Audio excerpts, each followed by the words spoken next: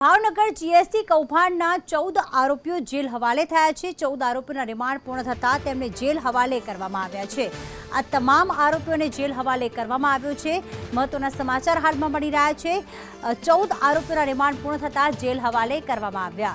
રાજ્યમાં પ્રથમ વખત ભાવનગરમાં જીએસટીના બોગસ બિલિંગમાં ઘૂસખોરીનો ગુનો દાખલ કરાયો હતો અને 14 આરોપીઓના રિમાન્ડ પૂર્ણ થતાં તમામને જેલ હવાલે કરવામાં આવ્યા છે। મયુર દવે વધુ વિગતો આપશે। મયુર, શું જાણકારી પ્રાપ્ત થઈ રહી છે?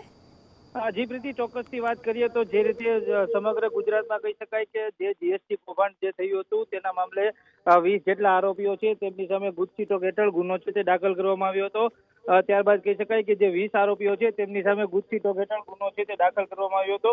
અત્યારે જે 14 આરોપીઓ છે તેમના 14 દિવસના જે છે તે રિમાન્ડ આપવામાં આવ્યા હતા। જે રિમાન્ડ પૂર્ણ થયા બાદ જે 14 આરોપીઓ છે તેમને જેલ હવાલે કરવામાં આવ્યા હતા। જે રીતે જીએસટી બોગસ બિલિંગમાં ભાવનગર એપી સેન્ટર બન્યું હતું ત્યારે રાજ્યમાં પ્રથમ વખત કહી શકાય કે જીએસટીના બોગસ બિલિંગ સામે ગુજસીટોકનો જે ગુનો છે તે દાખલ કરાયો હતો અને જેમાં 20 આરોપીઓ પૈકી 14 આરોપીઓ છે તેને રિમાન્ડ પૂરા થતા જેલ હવાલે કરવામાં આવ્યો છે અને હજી પણ 5 જેટલા આરોપીઓ છે તે પોલીસ પકડથી દૂર છે ત્યારે પોલીસે તેને શોધવા માટે તજવીજ છે તે હાથ ધરી છે। આભાર તમામ વિગતો માટે, મયુર।